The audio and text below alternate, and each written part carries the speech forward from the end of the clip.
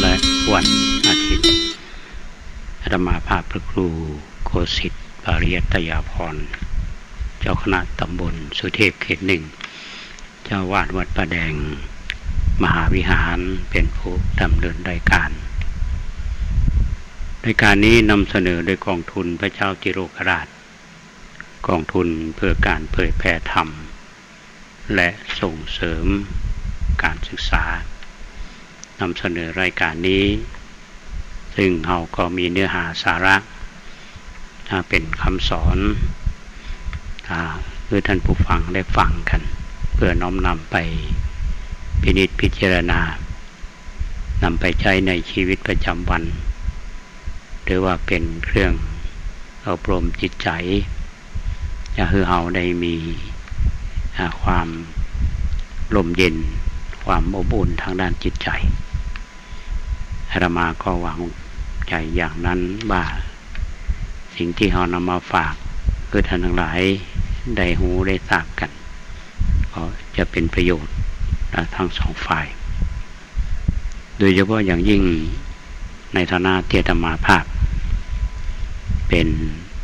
พระในทางพระพุทธศาสนามีหน้าที่อันหนึ่งก็คือเราจะต้องเผยแผ่นามธรรมคำสอนขององค์สมเด็จพระสัมมาสัมพุทธเจ้าคือท่านทั้งหลายได้ฟังกันทั้งในรูปแบบและช่องทางที่สามารถที่จะรับฟังได้ก็เป็นที่รับรู้กันทุกวันนี้ช่องทางในการรับฟังช่องทางในการสื่อสารท่านผู้ฟังนั้นหลายระดับเขาก็มีช่องทางที่แตกต่างกันถ้ายุคสมัยก่อนนั้นบ่อวัดเป็นศูนย์กลางของชุมชนกิจกรรมใดๆเนี่ยก็จะอยู่ในวัดณวันนี้กิจกรรมต่างๆที่เคยมีในวัดนั้นมันลดน้อยถอยลงเพราะว่าบทบาทของวัดของเฮานั้นเริ่มลดลงส่วนงานอื่นๆเพิ่นก็แย่งงานทำไปทำอย่างเฮาหันปัจจุบันนี้อย่างประเพณีสงกรานต์ประเพณีปีใหม่เมืองซึ่งเมื่อก่อนนั้นคนก็มาวัดมาวาช่วงเช้าก็ตานขันเข้าหาพ่ออุ้ยแม่อุ้ยพ่อแม่ญาติพี่น้องแต่ทุกวันนี้กิจกรรมอย่างลำหัวก็ดีหรือว่ากิจกรรมการละเล่นก็ดีเนี่ยก็เริ่มหายไปก็เป็นงานของฝ่ายรัฐเพิ่นดำเนินการเพราะฉะนั้นวัดวาอารามต่างๆที่มีอยู่นั้นในการสื่อสารกับคนที่อยู่ในชุมชนก็ดีการสื่อสารกับคนที่อยู่ระดับวัยก็ดีเมื่อก่อนนี้อย่างอาตมาภาพเป็นละอ่อนถึงแม้จะอยู่บ้านนอกก็ยังมีโอกาสได้ไปวัดเอาหันผู้เฒ่าผู้แก่เพิ่นไปฟังน้ำฟังธรรมเอาเป็นละอ่อนเข้าไปในวิหารนี่ครับก็แสดงความเคารพคนเฒ่าคนแก่แต่ปัจจุบันนี้ก็เริ่มที่จะหายไปเพราะฉะนั้นสิ่งเหล่านี้ที่มันเปลี่ยนไปตามกาลเวลาเปลี่ยนไปตามสถานการณ์โลกพระเฮาก็ต้องปรับตัว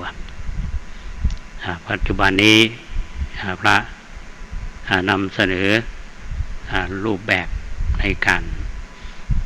ช่องทางที่จะทำให้ท่านผู้ฟังได้ฟังกันก็คือวิทยุอย่างวิทยุคลื่น AM คนส่วนใหญ่ก็เป็นผู้สูงอายุ AM FM ก็ยังมีคนฟังอยู่แต่ส่วนใหญ่ผู้สูงอายุและโดยเฉพาะอย่างยิ่งวิทยุของพระพุทธศาสนาวัดวาอารามต่างๆที่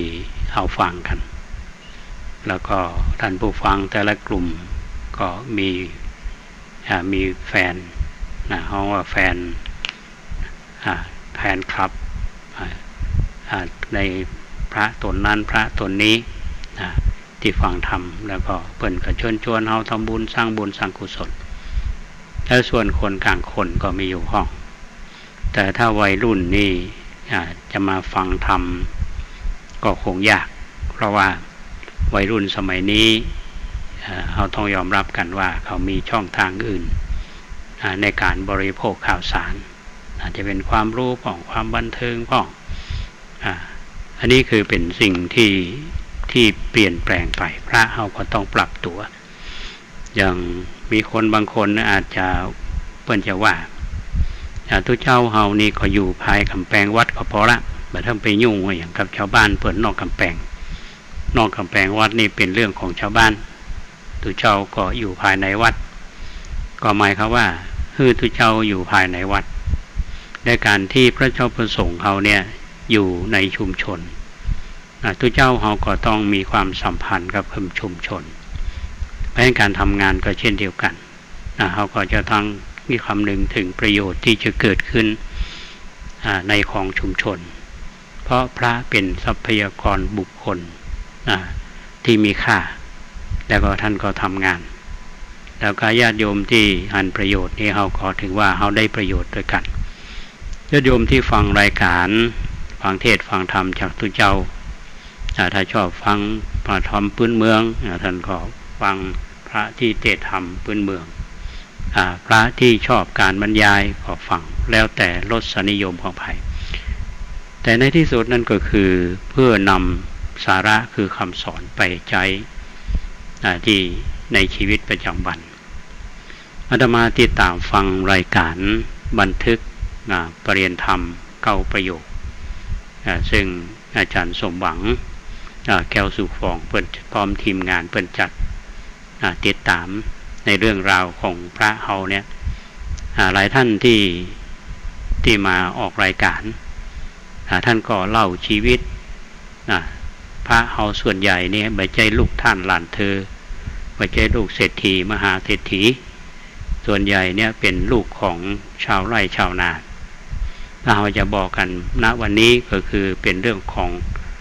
คนระดับรากหญ้าเขาอาศัยพระศาสนาเพื่อที่จะมาบวชแล้วเรียนรู้มีความรู้ความสามารถแล้วบางท่านก็หมดบุญไปเป็นคฤหัสถ์ก็ทำประโยชน์ให้กับสังคมและประเทศชาติและพระเฮาที่อยู่ในพระศาสนา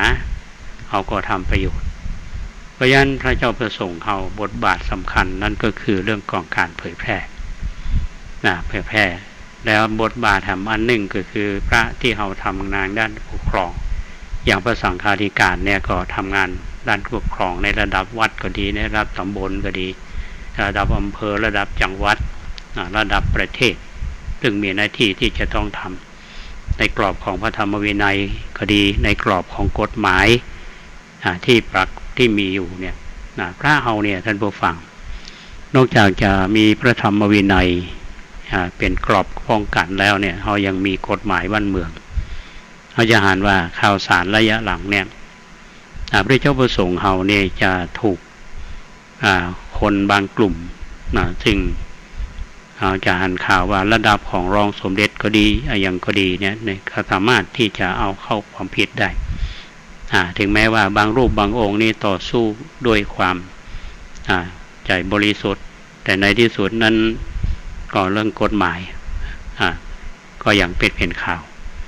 เพราะฉะนั้นการสื่อสารกันระหว่างผู้ฟังแล้วก็อย่างรายการของเราก็ดีก็พยายามที่จะเอาอย่างที่เป็นประโยชน์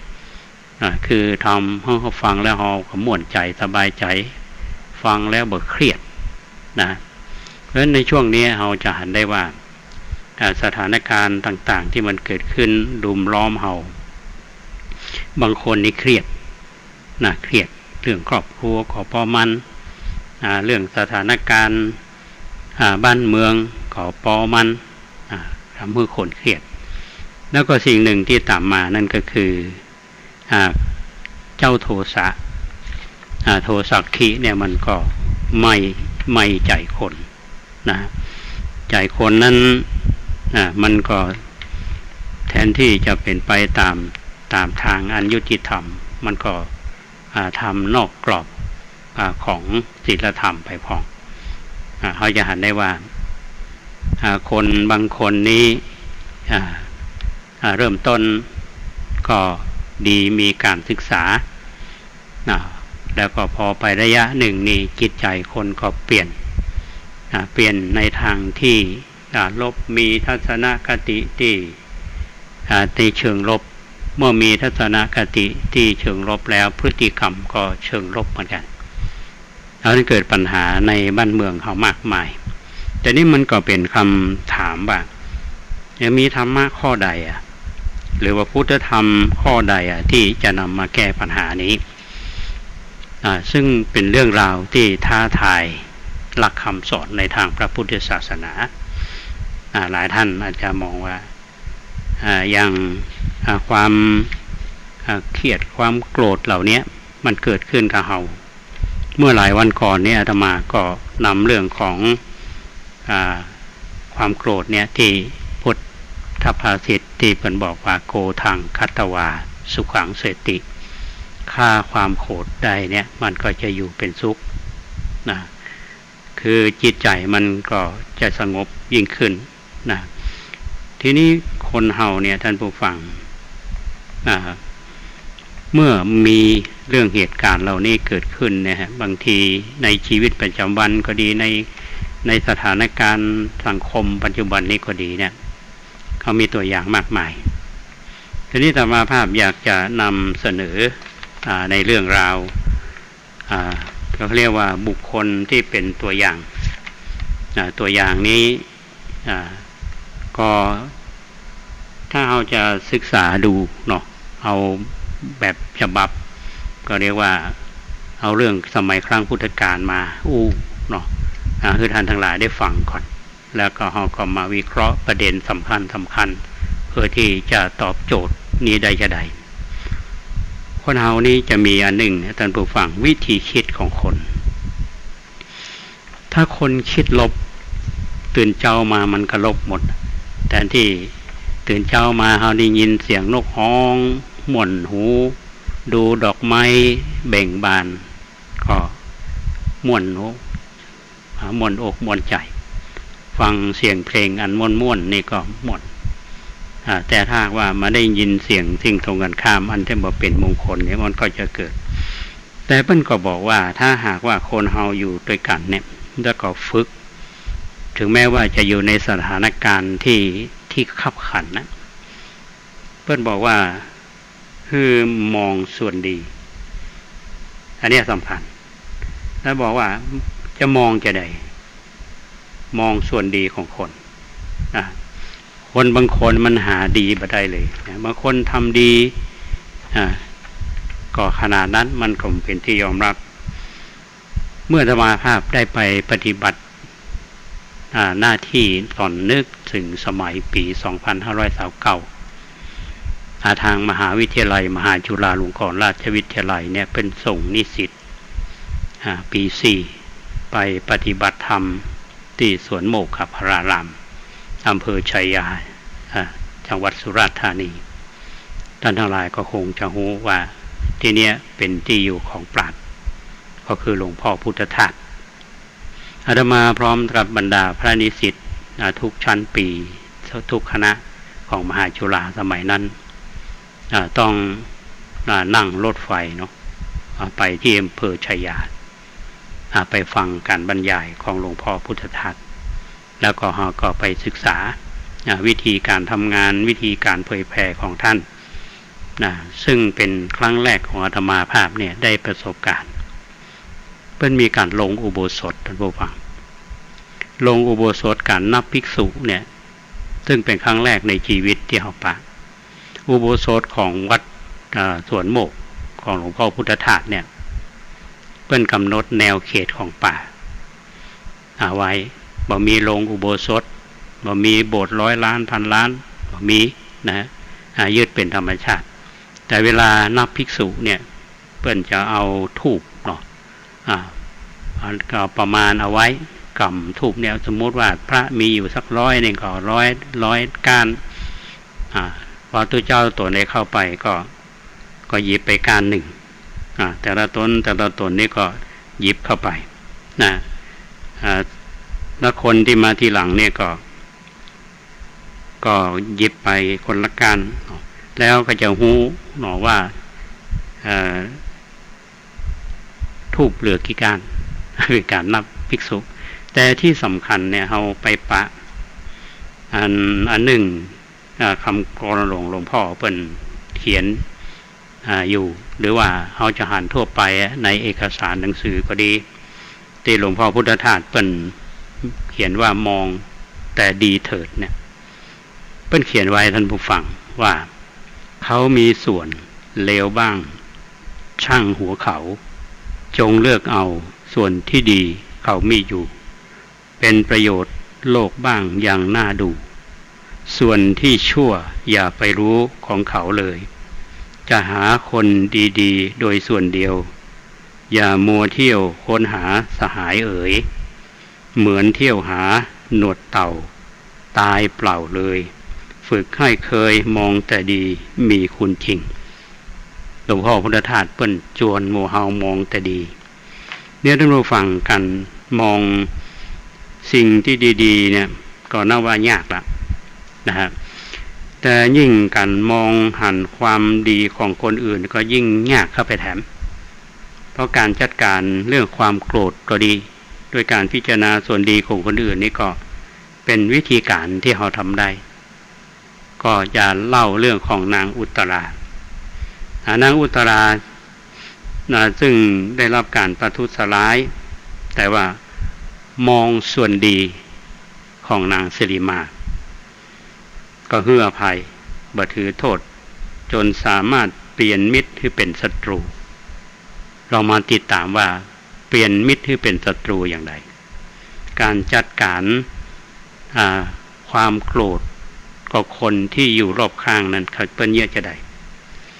ก็ท่านผู้ฟังก็คงจะเคยได้ยินเรื่องของนางสิริมา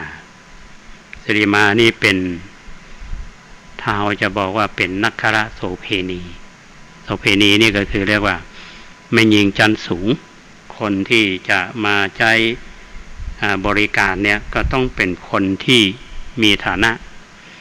นะเพราะนางสิริมานี่เป็นแม่หญิงที่งามภายหันก็ชอบแล้วก็หลงไหลในรูปรสกลิ่นเสียงของนางภัยก็พาธนาที่จะไปอภิรมย์กับนางคืนนี้จะต้องจ่ายค่าตั๋วถึง 1,000 กหาปณะก็นำประสูงเหมือนกันอันนี้ห้องว่าสาวระดับไฮโซละต่อบริการนะฮะทีนี้ก็มีนางอุตราซึ่งเป็นเศรษฐีนีนะนางอุตราเนี่ยเป็นภรรยาของเศรษฐีที่มั่งคั่งในเมืองราชคฤห์แคว้นมคธนางสามีของนางนี่ก็คือสุโมนเศรษฐีแต่ว่าเศรษฐีคนนี้เป็นมิจฉาทิฏฐิคือมิจฉาทิฏฐินี่ความเห็นผิด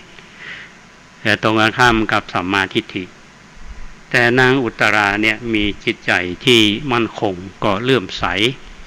ในทางพระพุทธศาสนาพอมาแต่งงานกับท่านเศรษฐีในขกุลนี้แล้วเนี่ยอยู่ก็บ่ม่วนเศร้าหัวใจ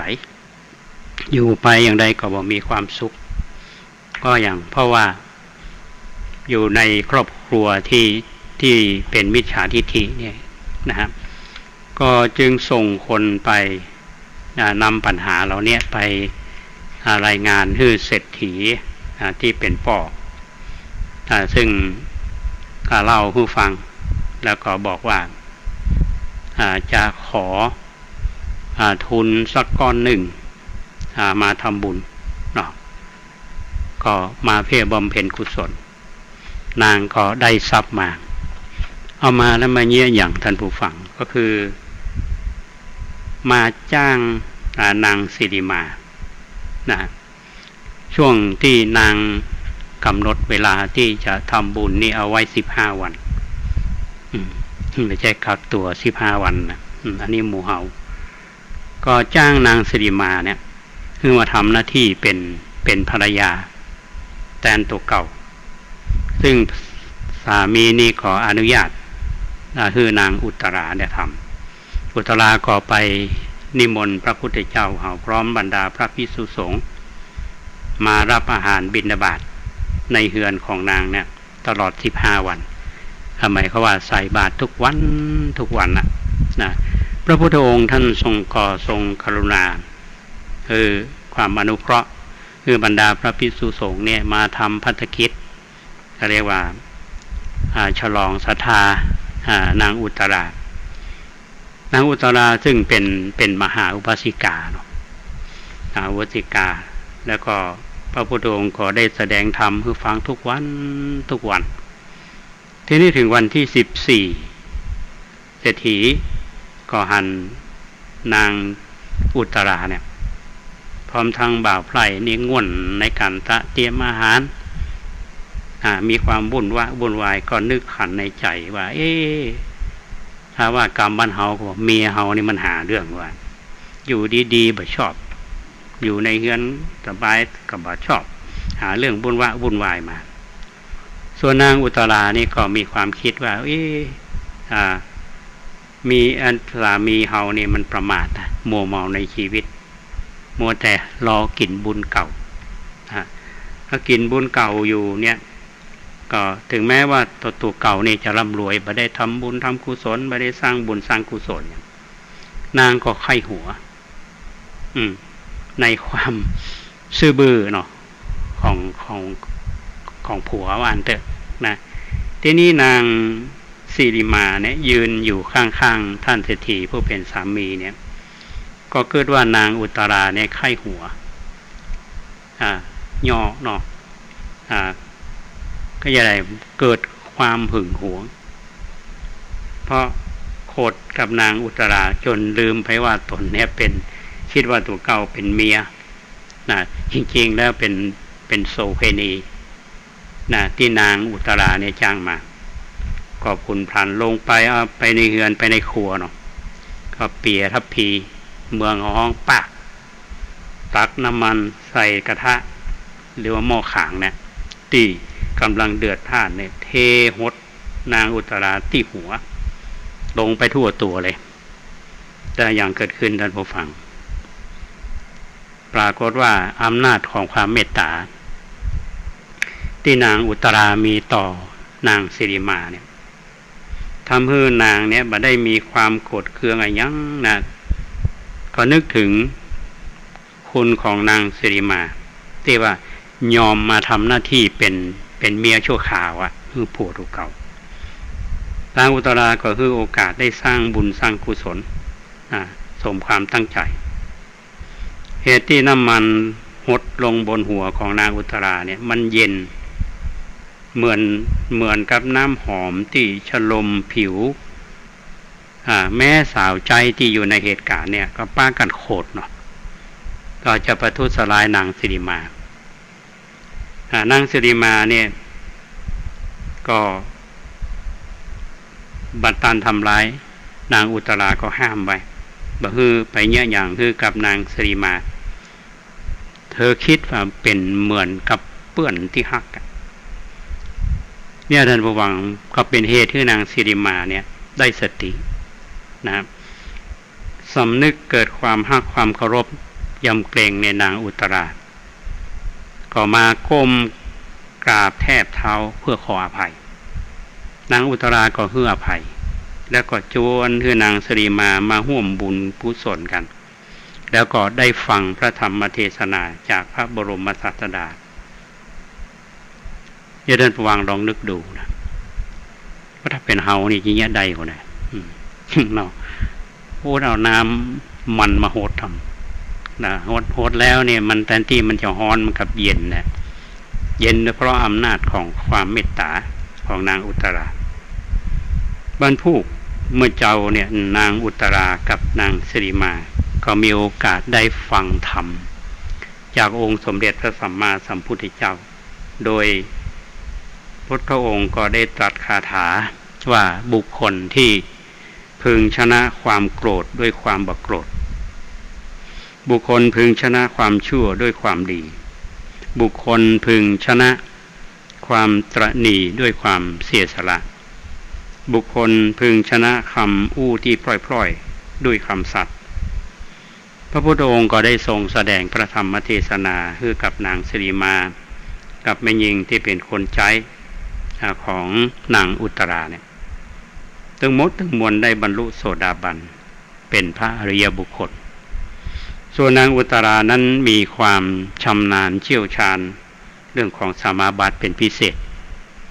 พระบรมศาสดาก็ได้ยกย่องคือเป็นยอดแห่งสาวิกาฝ่ายอุบาสิกาผู้ที่ได้ฌานส่วนนางสิริมานั้นเรียกว่าตอนนี้เป็นอันหนึ่งอันเดียวกันละก็ได้ทูลอาราธนาพระบรมศาสดาพร้อมด้วยเหล่าบรรดาพระภิกษุสงฆ์ได้เสด็จไปรับอาหารบิณฑบาตที่เฮือนของตัวเก่านะพร้อมประกาศตนเป็นอุบาสิกาในทางพระพุทธศาสนาแล้วขอให้พระพุทธองค์ได้ส่งภิกษุสงฆ์มารับอาหารบิณฑบาตในเฮือนของตัวเก่าเนี่ยวันละ8 รูปนะแล้วนางก็เลิกเป็นหญิงโสเภณีตั้งแต่นั้นมาเนี่ยท่านผู้ฟังแล้วเนี่ยจะเห็นว่าความโกรธมันมีวิธีการในการจัดการที่ต่างกันอย่างจะมาเล่าวันก่อนเนี่ยก็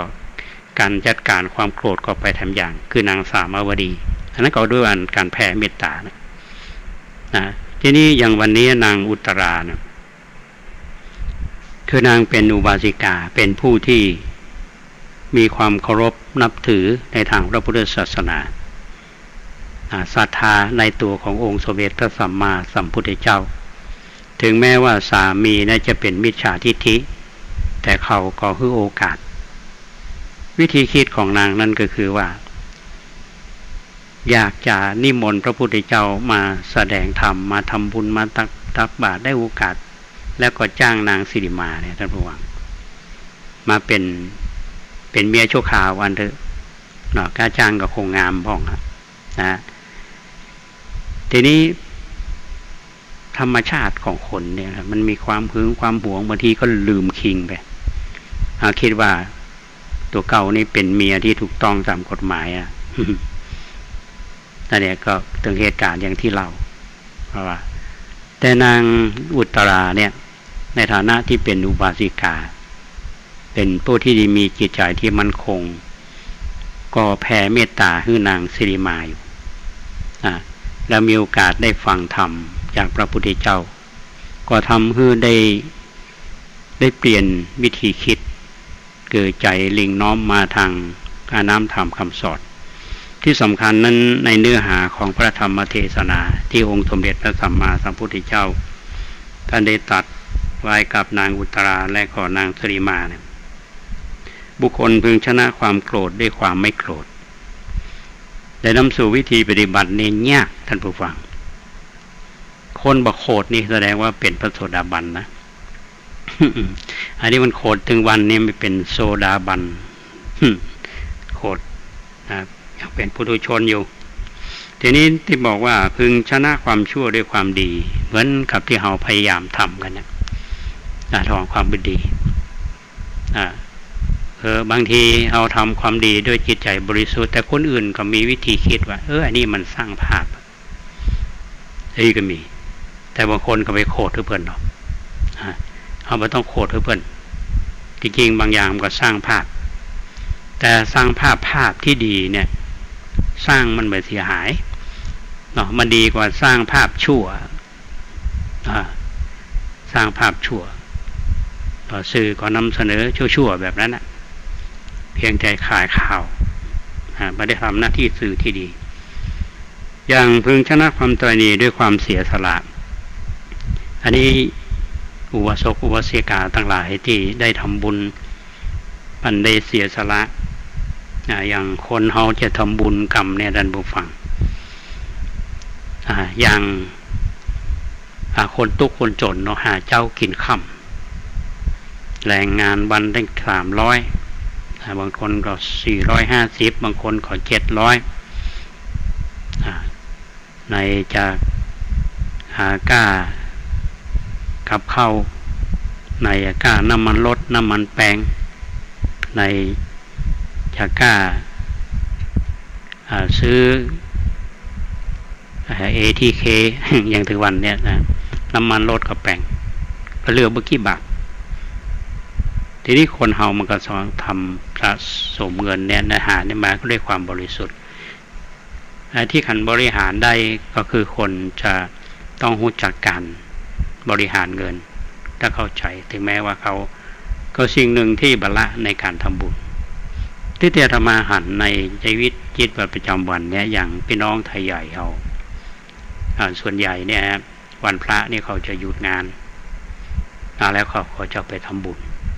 อันนี้เป็นข้อดีของเปิ้นนะก็ถามว่าเปิ้นต่างบ้านต่างเมืองมาอยู่บ้านเฮาเนี่ยนะฮะแล้วก็วันพระหยุด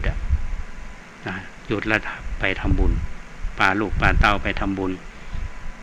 นี่เขาทำถามว่าเขาร่ำรวยก็มันก็มีกลุ่มที่ร่ำรวยก็มีมาได้ดิบได้ดีที่อยู่บนผืนแผ่นดินไทยเขาก็มีบางคนก็ตอบแทนบุญคุณแผ่นดินแต่บางคนก็อาศัยแผ่นดินอยู่แต่บางกลุ่มบางคนเนี่ยอาจจะมาเข้าถึงกลับมาอยู่อาจจะกลายเป็นนิสัยของคนไทยบางพวกไปก็มีเหมือนกันนะเพราะฉะนั้นในเรื่องของความตระหนี่ด้วยความเสียสละนี่ก็ยากเหมือนกันท่านผู้ฟังการที่จะทำบุญเนี่ยยากนะเพราะคนเฮามันจะใดก็คือมันบอกว่าหาเงินเนี่ยมันยากและกว่าจะจ่ายไปทำบุญเนี่ยมันก็ยากเหมือนกันนะแต่ถ้าคนที่เพิ่นมีฐานะอยู่เพิ่นก็ทำบุญเหมือนกันแต่คนมีฐานะดีเนี่ยท่านผู้ฟังบางทีก็อย่างว่านั่นแหละก็เหมือนกับว่ามันต้องตีของร้องเปล่าและคนเฮาเนี่ยมันก็จะต้องลงสื่อเนาะทำข่าวยกป้ายบางทีจะทำบุญเนี่ยก็ยกแต่ก็มีอยู่บางท่านบางคนนะที่เป็นเสียสละสะสมเงินมาแล้วก็เก็บไว้เพื่อทำบุญนะอาตมามีประสบการณ์เรื่องนี้โยมที่มาทำบุญเพิ่นก็มีฐานะทำงานในบริษัทลูกเต้าเหล่าหลานนี่เขาเพิ่นเขาได้รับการอบรมชักจูงก็คือได้ทำบุญเพิ่นทำบุญนี่เพิ่นบ่เอาใบอนุโมทนาเลยบ่เอาใบอนุโมทนาทักบาทแต่บางคนนี่ทำบุญร้อยนี่ขอใบอนุโมทนากลัวทุกเจ้าเอาเงินเข้ากระเป๋าก็มีนะจิตใจก็ต่างกันเพราะฉะนั้นคนที่ชนะความตระหนี่ได้เนี่ยถือว่าเป็นผู้ที่ปฏิบัติตามในคาถาในพระวาทของที่พระพุทธเจ้าท่านตรัสไว้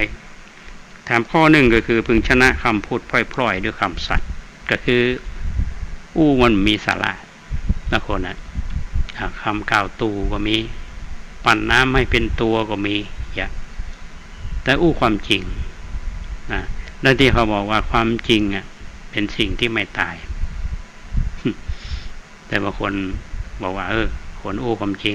ตายอย่างนี้นะก็ส่วนทางกับคำสอนของพระพุทธเจ้าเขานะอันนี้ก็คือเรื่องที่ธรรมาภาพได้นำมาเล่าสู่ท่านทั้งหลายได้ฟัง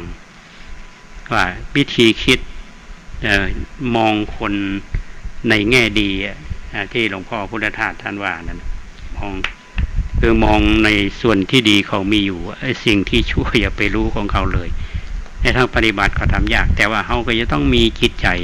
ที่อบรมโดยเฉพาะในสังคมปัจจุบันเนี่ยท่านผู้ฟังบอกว่าทุกเจ้าบอกว่าคฤหัสถ์ญาติโยมเขามันมีสิ่งหนึ่งนั่นก็คือเรื่องของโลกธรรมโลกธรรมมันเป็นธรรมประจำโลกแล้วมันมาประจำโลกมันมาเกิดเมื่อใดมันก็เฮาตายไปแล้วมันก็ยังเป็นอยู่ก็คือโลกธรรมที่เราได้รับแรงปะทะกันทุกวันเนี่ย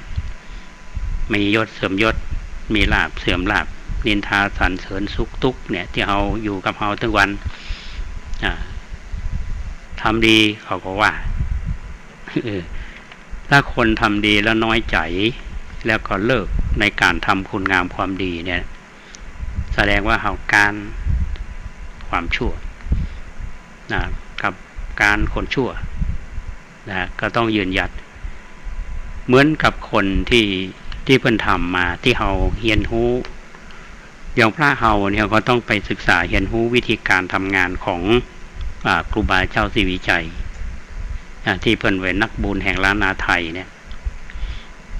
ที่ท่านสร้างงานปรากฏเราหันกันทั่วล้านนาไทยเนี่ยไม่ใช่มันสมมุติหนอท่านผู้ฟังมันเต็มไปด้วยปัญหาอุปสรรคมากมายแต่อาศัยว่าทำจริงพูดจริงทำจริงที่ปรากฏนะมีคนชอบครูบาไหมมีคนที่จังมีไหมมีเพราะฉะนั้นเป็นไปตามหลักคำสอนขององค์สมเด็จพระสัมมาสัมพุทธเจ้าที่ว่าโลกธรรมที่มันถูกต้องเฮาเนี่ยถ้าจิตใจบ่หวั่นไหวจิตใจคนเฮาบ่หวั่นไหวรู้เท่าทันสิ่งเหล่านี้เนี่ยมันเหมือนกับเป็นเปรียบเหมือนที่เฮาได้ยินปอนทุเจ้าว่าเหมือนน้ำกิ่งกากตกจากใบบัวใบบอนเนี่ยได้ใบบัวเนี่ยน้ำมันบ่ติดท่านผู้ฟังใบบอนน้ำมันก็บ่ติดมันกิ่งไปได้มันไหลมันถึงบ่ติดลองมาดูกันแล้วกันนะถ้าใจคนเนี่ยมันคือฮับในส่วนที่เป็นบดีมันก็บ่ได้ติดอยู่ในใจฮับส่วนที่ดีก็บ่ติดอยู่ในใจคือที่มีคำสอนที่พระพุทธเจ้าว่าเพิ่นฮื้อคำว่าพรามความหมายเนี่ยแปลคำว่าละทั้งบาปทั้งบุญคือทำใจเหนือสิ่งเหล่านี้แล้วเนี่ยเพราะฉะนั้นถ้าหากเพิ่นชื่นชมเฮาดีใจเฮาเหลิงอันนี้เฮาฟูใจถ้าเพิ่นตำหนิที่เตียนเฮาใจเฮาแฟบบัดเนี้ยละเลิกลมอันนี้บ่ได้งั้นถ้าท่านฟังภาษิตนำรายการของอาตมาเนี่ยจะได้หันว่าไอ้เสาศิลาแท่งทึบเนี่ยไม่หวั่นด้วยแรงลมชั้นใดบัณฑิตย่อมไปหวั่นไหวด้วยนินทาและสรรเสริญอันนี้เป็นพุทธพจน์ท่านผู้ฟังนะเพราะฉะนั้นก็นำหัวข้อธรรมะเล่าเรื่องบุคคลตัวอย่างในสมัยครั้งพุทธกาลก็คืออาตมาก็นำเรื่องมาซึ่งเป็นคำสอนในทางศาสนาเนาะแต่ถ้าเราจะมาบูรณาการใช้กับชีวิตประจำวันเราเนี่ยในยุคปัจจุบันนี้ก็ได้นะก็ถามว่าคนอย่างนางอุตราเนี่ยจะมีไหมแล้วคนอย่างนางสิริมาเนี่ยจะมีไหมในครอบครัวของคนปัจจุบันเนี่ยคนอยู่ด้วยกันในครอบครัวเนี่ยต้องมีศีลสัมมัญญตาก็มีศีลเสมอกันนะเพราะฉะนั้นพ่อบ้านกับแม่บ้านนี่ไปด้วยกันเพิ่นจะชวนไปทำบุญเนี่ยพ่อบ้านก็ไปโตยพ่อเอาไปทำบุญเนอะทำบุญนั่นนี่ไปด้วยกันเนี่ยแล้วแม่บ้านจะทำบุญเนี่ยพ่อบ้านมาหันโตยละไปไม่ได้ละอีก็มีนะทุกวันเนี่ยนะบางทีเขาจะหันว่าบางคนนี่ไปทำบุญแต่ว่าพ่อบ้านมาหันได้ไปไหนพ่อบ้านไปไหนมาถ้าถามหามันนี่เรานี่แสดงว่าบัตรทำบุญด้วยกันนะอันนี้ก็ที่ถ้าคนเฮานี่อยู่ตรงนี้ท่านผู้ฟังถ้าไปไหนไปด้วยกันทำบุญก็ทำด้วยกันก็เป็นสัมมาทิฏฐิศีลเสมอกันถ้ามันบ่เสมอกันก็เป็นอย่างนั้นเพราะฉะนั้นวันนี้เรื่องที่นำมาเล่าท่านทั้งหลายฟังเนี่ยนะจริงๆนี่คือเรื่องของเมตตานั่นแหละที่เอาชนะความโกรธได้ก็เมตตาของนางอุตราสุดท้ายนางสิริมาซึ่งเอาน้ำมันมาลาดหัวเพื่อนเนี่ยก็เป็นเปื้อนกันแล้วก็มาเป็นอุบาสิกามาเป็นศิษย์ขององค์สมเด็จพระสัมมาสัมพุทธเจ้าเข้าถึงธรรมอันนี้ก็ฝากท่านทั้งหลายในวันนี้นะในช่วงเวลาที่เหลืออยู่เนี่ยท่านผู้ฟังอาตมาจะนำข่าวสารของทางคณะสงฆ์เนาะมีหลายท่านบอกว่าตุลุงวัดประแดงเนี่ยเป็นประชาสัมพันธ์ของคณะสงฆ์ละเป็นแต่งตั้งคือกอไอ้นะเป็นมาแต่งตั้งคนเดียวนะครับคือด้วยจิตของเฮาเนี่ยในฐานะที่เฮาเป็นทุเจ้าเอานำข่าวสารที่ดีๆมาให้ท่านทั้งหลายได้ฟังกันครูบาอาจารย์เปิ้นทำบุญที่ไหนนะครับ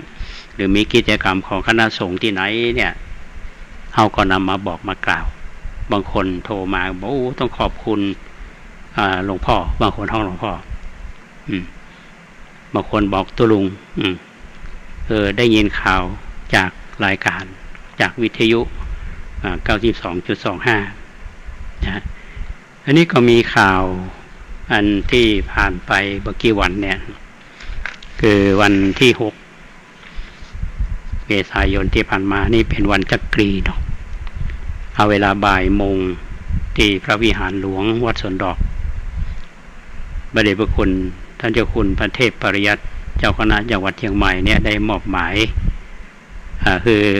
พระเดชพระคุณท่านเจ้าคุณพระราชรัชมุนีเป็นประธานในการมอบตั้งเจ้าคณะตำบลแล้วก็ผู้ช่วยเจ้าวาดก็มีผู้ที่รับตั้งเจ้าคณะตำบลนี่11 รูปเนาะคือบางรูปนี่เป็นมาเมินละอย่างท่านครูบากูเตาเนี่ยท่านพระครูอดุลเนี่ยเป็นมาเมินละบางคนก็ว่าอย่างครูบาก็หามาครับแก่งตั้งเป็นเจ้าคณะตำบลกันอันเป็นมาเมินละก็คือเพิ่นมีการเพิ่มเจ้าคณะตำบลก็หมายความว่าเขตมันเพิ่มหน่อยเจ้าคณะตำบลเนี่ยมีเมื่อก่อนมันมี18 ตำบลคณะสงฆ์ตอนนี้มี23บางรูปก็ได้เลื่อนเป็นรองเจ้าคณะตำบลมาเป็นเจ้าคณะตำบลท่านก็ยินดีมีการต้อนรับศรัทธาก็ดีอกดีใจคือพระสงฆ์เหล่านี้ทั้งหมดเนี่ยท่านผู้ฟังจะเป็นกำลังสำคัญของพระศาสนาเป็นพระสังฆาธิการเป็นพลังพระเดชพระคุณท่านเจ้าคุณพระราชมุนีเนี่ยเป็นเจ้าอู้ว่าคณะสงฆ์อำเภอเมืองเนี่ยฮักกันครูบาที่มีอาวุโสหน่อยกับห้องเปิดครูบาถอนตีถอนมาหน่อยของห้องบางคนด้วยห้องตุปีซึ่งมันมีความใกล้ชิดนะอันนี้ก็ผ่านมาเรียบร้อยละแต่ธรรมาก็ในฐานะที่เป็นเจ้าคณะตำบลสุเทพเขต 1นี่ก็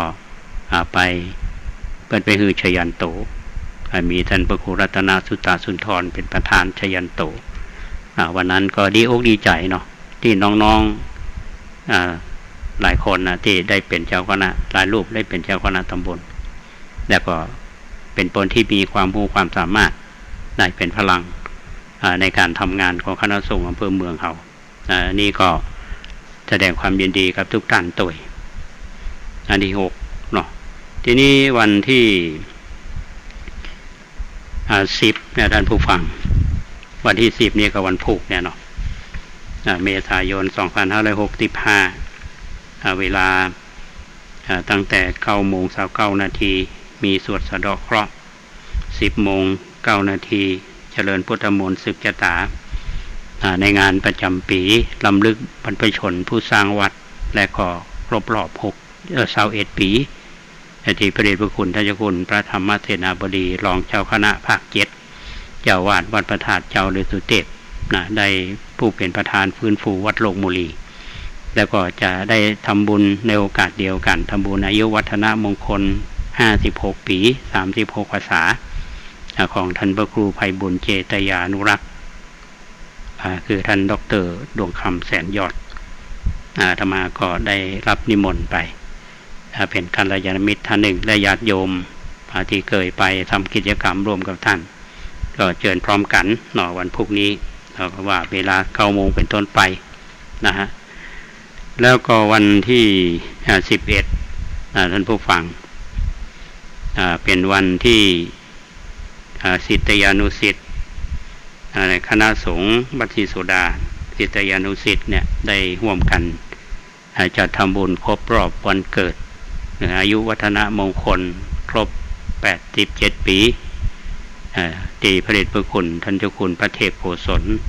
เจ้าวาดวัดศรีโสดาซึ่งเป็นที่เคารพรักของหมู่เฮาหลวงพ่อเป็นอดีตเจ้าคณะจังหวัด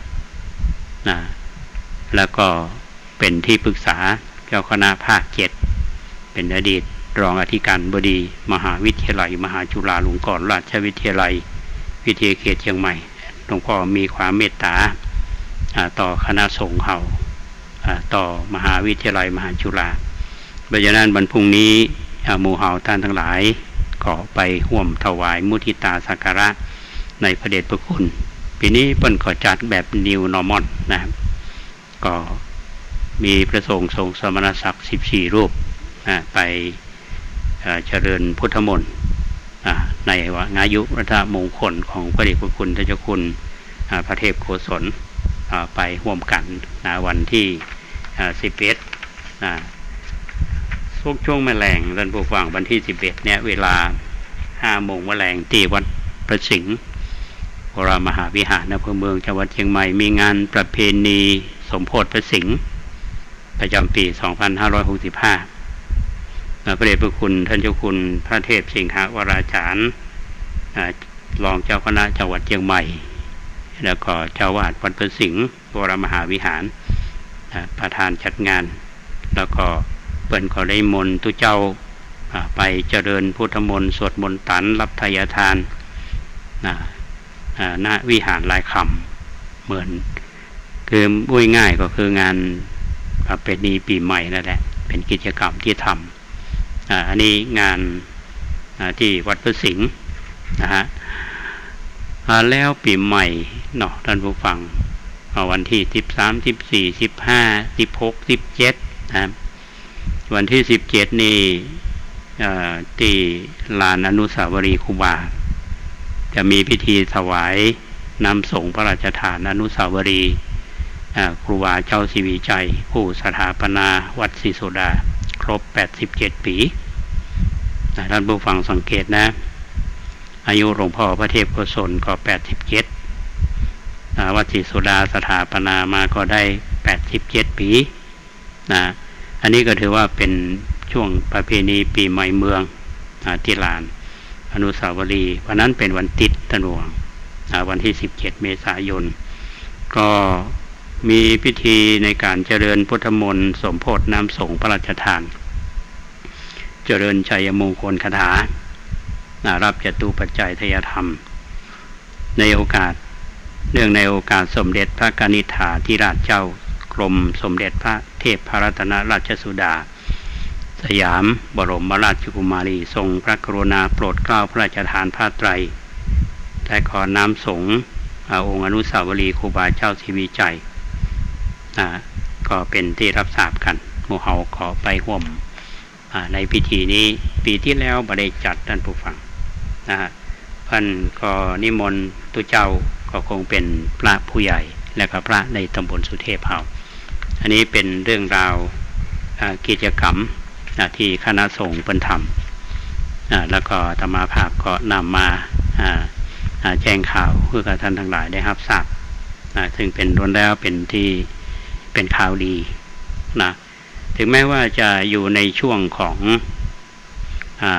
ระบาดของโควิดเราก็ปฏิบัติตามมาตรการของกระทรวงสาธารณสุข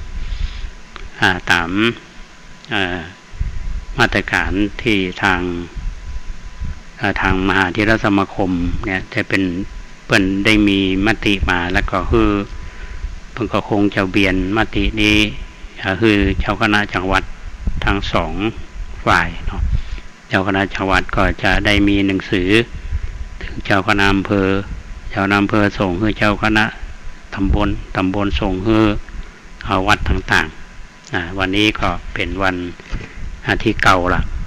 ก็ใกล้ยี่เป่งเอาไปยี่เป่งไปข้างยี่เป่งปีใหม่เมืองเนาะทุกช่องทางที่เราได้รับกันถึงแม้ว่าประเพณีปีใหม่เมืองเราระยะหลังเนี่ย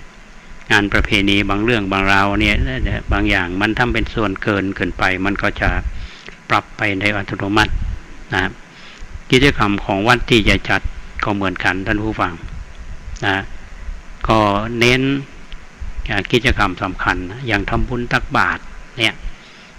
ทำบุญตักบาตรตานขันเข้านี่เขาก็ยังตานอยู่แต่ช่วงนี้อย่างที่วัดป่าแดงนี่ก็มีโยมมาตานขันเข้าทยอยกันมาก็พูดง่ายก็คือเว้นระยะห่างกันแหละก็บ่มากันในวันพญาวันมะกองกันเข้าคิวกันอันนี้มันจะทำให้ติดเชื้อก็เว้นระยะห่างพวกคนก็รู้ก็ต้องปฏิบัติตาม เจลล้างมือเขาก็ต้องมีแล้ววัดมีบริการคือผู้ที่มาทำบุญหมดนะแล้วก็มีแมสนะหน้ากากอนามัยคือบางคนลืมคิงมาได้เอามาวัดก็มีฮื้อนะฮะเพราะฉะนั้นสาระมันอยู่สำคัญมันอยู่ตรงไหนประเพณีเนี่ยมันมีสาระสำคัญทำบุญตักบาตรเนี่ยเขาก็ตานไปหาผู้ที่มีพระคุณเขาเพราะว่าจะเป็นบรรบุรพากษัตริย์ก็ดีบุรพาจารย์ก็ดีบุรพชนเขาก็ดีเนี่ยทำบุญหรือพ่ออุ้ยแม่อุ้ยถ้ายิ่งละอ่อนเขามีส่วนเข้ามาทำกิจกรรมดอกนี้มาเป็นการปลูกฝังเราต้องไปนั่งสอนมันนะฮะทีนี้การดำหัวก็เหมือนกันท่านผู้ฟังการดำหัวนี่ประเพณีจริงๆนี่เป็นดำหัวกันเปิ้นมาหดมือเนาะมาหดมือแล้วผู้เฒ่าผู้แก่สมัยก่อนนี่เพิ่นจะเอามือจุ่มในก๊อกในขันนะในสลุงก็ดีในจอกก็ดีนะเพิ่นก็เอามือแล้วก็มาพรมบนหัวลูบผมเตือนเพิ่นไม่ใช่เอามืออ่างไล่แล้วก็เอาน้ำหดเนี่ยเพิ่นมาแยกกันนะแต่บางแห่งก็แยกให้กันอยู่แต่เพิ่นหดอย่างอื่นนะฮะคือแสดงความเคารพนับถือ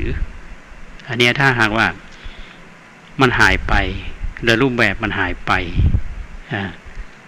ตัวนี้อาจจะมีการส่งลายหรือทำบุญดำหัวนี่อาจจะมีโอนเงินเข้าบัญชีคือพ่ออุ้ยแม่อุ้ยพ่อแม่ก็อาจจะเป็นได้นะอันนี้เป็นสิ่งที่กำลังเปลี่ยนแปลงอยู่ในสังคมเราเนี่ยในสังคมที่ยุคของการเปลี่ยนแปลงเพราะฉะนั้นอาตมายังมองว่าการทำบุญเนี่ยเป็นเรื่องสำคัญในรูปแบบแต่พอคือมันมีสาระและเนื้อหาที่ชัดเจนคงปลูกฝังในเรื่องของคุณธรรมอันนี้สำคัญนะฮะการดำหัวก็เช่นเดียวกันนะคือเมื่อก่อนเนี่ยอาจารย์ได้ว่าลูกหลานก็จะไปดำหัวคนเฒ่าคนแก่บัดเดี๋ยวนี้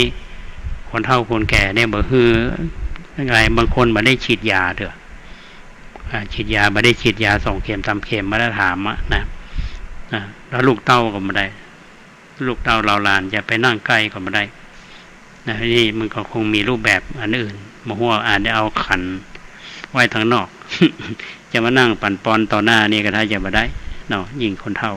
อันนี้ก็เป็นเรื่องที่มีความเปลี่ยนแปลงอยู่นะอันนี้ก็เป็นแต่ความเหมาะสมนะทีนี้มีเรื่องอันหนึ่งท่านผู้ฟังอยากจะเล่าต่อก็คือเรื่องของการพัฒนาวัดประแดงเฮาเนี่ยเมื่อตอนบ่ายวันนี้นะฮะอาจารย์นิยมผุยเจริญซึ่งเมื่อก่อนเพิ่นเป็นอาจารย์สอนที่มชลและอย่างหลังนี้เพิ่นอยู่ที่บ้านสารลมจอยก็มาที่วัดพร้อมกับลูกสาวทำงานที่กรุงเทพเพิ่นเข้ามาวัดประแดงเขาว่ามาเตือนนี่รู้สึกว่าปิดหูปิดตาเพิ่นว่านะลูกสาวเพิ่นก็ว่าป้อยังบอกเคยปลาเช่ามากันเตือนเด้อเพิ่นว่านะแล้วเพิ่นก็ได้ทำบุญนะทำบุญอาจารย์นิยมผุยเจริญคนนิตราผุยเจริญลูกสาวเนี่ยซึ่งทำงานอยู่ที่การไฟฟ้าที่บางกลวยกรุงเทพก็ร่วมสร้างกำแพงวัดประแดงเขา3,000 บาทซึ่งการซ่อมกำแพงเนี่ยก็ยังบ่ครบตัวท่านผู้ฟังนะกำแพงที่สร้างมาตั้งแต่เดือนตุลาเนี่ยตั้งแต่วันที่4 ตุลาวันวางศิลาฤกษ์186 เมตรเนี่ย74 ช่องเนี่ยที่อยู่ทางลุ่มอันนี้เสร็จเมื่อประมาณเดือนมกราคมแล้วเขาก็ได้ปลูกทองอุไรตั้งแต่บนไปถึงลุ่มตอนนี้ดอกกำลังงามเลยท่านผู้ฟังที่ร่วมกันปลูกร่วมเป็นเจ้าภาพมาได้มาปลูกแต่ละมาคือพระเนนแล้วก็คณะศรัทธาปลูกกำลังออกดอกเหลืองนะแล้วก็มาเกิดกันนะว่ามีโยมมาวัดเพิ่นบอกว่าพอขึ้นมาวัดประแดงเฮาเนี่ยนะขันใดของงามนะ แล้วก็วิหารก็งามทีนี้อาตมาก็ยังมานึกว่าจะปลูกต้นไม้ข้างบันไดเนี่ยอาจจะเป็นต้นดอกแก้วเนาะที่จะทนแรงเนาะอันนี้ก็ไปถามที่ร้านละแล้วก็มาบางส่วนต้นสะบันงาก็มีต้นสมพอก็มีเนาะและต้นเกศถวาก็มีอันนี้พระท่านก็ได้ขุดหลุมละจะปลูกแล้วก็ทางขึ้นทางบนเนี่ยท่านผู้ฟังอาตมาวางแผนไว้จะปลูกเฟื่องฟ้าไปดูมาละเฟื่องฟ้านี่ถ้าจะเอาสัก50 ต้น50 กระถางนี่เพิ่งก็จะลดฮื้อวันๆนะลดฮื้อกระถางละ250ก็ถ้าเอาปลูกแล้วมันก็จะงามในยิ่งฝนตกตอนนี้ถ้าญาติโยมท่านใดจะร่วมบุญก็ได้เนาะก็ถ้าท่านมีส่วนแล้วท่านมาวัดประแดงก็จะหันว่าโอ้ดอกไม้มันงามก็ชื่นอกชื่นใจส่วนการสร้างกำแพงที่ทางบนเนี่ยท่านผู้ฟังตอนนี้เรียบร้อยแล้วนะแล้วก็ยังเหลือการทาสีจริงๆช่างสีเนี่ยกำลังจะเข้ามาปรากฏว่าฝนเป็นใจ ฝนตกมามันก็มาแห้งเนี่ยท่านผู้ฟังถ้ามันเปียกมันชื้นอยู่เนี่ยเอาไปทาสีมันก็จะหลอกอันอยู่บ่ใครติดตอนนี้ก็ยังบ่ได้ทาสีนะรอให้มันแห้งจะเอาอย่างจะเอาแห้งกับจะเอาเปียกถ้าได้ฝนมันก็ถึงบ่ได้นั่นอันนี้เป็นธรรมชาติส่วนบันไดนั้นเสร็จละบันไดที่ขึ้นที่หอระฆังแต่ว่ายังฮาวสเตนเลส26 เมตรเนี่ยยังบ่ได้ติดตั้งแล้วก็ฮาวสเตนเลสตรงหางนาคเนี่ยก็ยังไม่ได้ติดตั้งเถอะแล้วก็ส่วนโคมไฟข้างนาค6 ชุดที่โยมเป็นเจ้าภาพเนี่ยก็ติดตั้งเรียบร้อยแล้วก็จะเหลือที่โคมสับลานที่หน้าลานเนาะก็ยังไม่ได้ติดตั้งเถอะเนาะอันนี้ก็เกือบละที่สิ่งที่เพิ่มมาก็คือทำบันไดลงห้อมกำแพงแล้วห้อมศาลาเนี่ยที่จะลงไปทั้งสวนทั้งลุ่มว่าวันนี้เทเรียบร้อยละพวกช่างถ้าจะแกะแบบละแต่ไม่กี่วันนี้จะเสร็จก็จะเสร็จแล้วก็ยังมีสิ่งที่จะต้องทำนั่นคือเรื่องของทำภูมิทัศน์ปลูกต้นไม้ดอกไม้ประดับอันนี้เป็นเรื่องที่ต้องขออนุโมทนาและชื่นชมกับญาติโยมที่มีใจบุญใจกุศลวันก่อนนี้ช่างยะลันพิพรสวรรค์แบบว่าหอพักจารุณีที่ได้ทำบุญมา10,000 บาทอันนี้เป็นตั้งเจตนาว่าจะเป็นเจ้าภาพฮาวสเตเลตที่นาวิหารนี่ต้องขออนุโมทนากับช่างยะลันเบิ้งก็เป็นกรรมการวัดเท่านี้แต่อยู่ไกลไปหน่อยอยู่แถวลิงกอกใกล้ๆกับพึ่งน้อยแต่ว่าเป็นคนที่ท่านมีจิตใจที่เป็นกุศลตั้งแต่ทำมาใหม่ๆแล้วเมื่อก่อนช่วงแรกๆแล้วก็อยู่กับวัดเนี่ยอยู่กับวัดทำงานที่วัดมีความเป็นห่วงวัดอันนี้ก็ต้องขออนุโมทนาก็แล้วนอกจากนั้นยังมีคุณสุภาจินะวันก่อนมาทำบุญค่าน้ำค่าไฟ200 บาทตอนนี้ไปแอลสุรินทร์ไปสุรินทร์ช่วงปีใหม่ก็นอกจากนั้นก็ยังมีท่านสมัครยานาสีโลอันนี้เป็นเลขานุการเจ้าคณะตำบลสุเทพเขต 1ท่านอยู่วัดไผ่หินได้ห่วมเป็นเจ้าภาพกำแพง1 ช่อง 20,000 บาทแล้วเปิ้นก็ทยอยเอามางวดละ 3,000 นะครับ3,000เอามาจากไหนเอามาจากค่าตอบแทนในการสอนหนังสืออันนี้ต้องขออนุโมทนาเพราะว่าสร้างบุญสร้างกุศลห่วงบุญกับหลวงพ่อฟังแล้วก็ชื่นใจเนาะญาติโยมก็ร่วมอนุโมทนาตัวนะฮะเพราะฉะนั้นวันนี้ก็นำสิ่งที่เป็นสาระมาอู้จากับพี่น้องท่านผู้ฟังก็ใกล้ๆจะสิ้นสุดเวลาแล้วถ้าท่านใดมีข้อเสนอแนะหรือว่าจะ ร่วมทำบุญกันนะฮะร่วมทำบุญก็ยังเปิดโอกาสคือท่านทั้งหลายได้มีส่วนในการเป็นเจ้าภาพอย่างกำแพงตังบนนี่นะ35 ช่องก็ยังบ่ครบเตือเนาะแล้วก็ยังมีโคมไฟโคมไฟทั้งบนเนี่ยมีอยู่20ดวงนะซึ่งนี้ตอนนี้เขาก็คือช่างเพิ่นมาติดตั้งไปก่อนแล้วโยมเพิ่นจะมาเป็นเจ้าภาพแล้วแต่นับบุญเนาะก็เหมือนกับรายงานที่ท่านทั้งหลายได้ทราบความคืบหน้าทั้งหมดทั้งมวลเนี่ยท่านผู้ฟังที่วัดประแดงได้รับความเมตตาจากจิตอันเป็นมหากุศลจากญาติโยมที่มาทำบุญเนี่ยถ้าเป็นเงินหลายสตางค์อยู่เหมือนกันนะฮะที่ถามว่าเพื่ออย่างเพื่อที่จะเพื่อทำศาสนสถานคือมันเป็นที่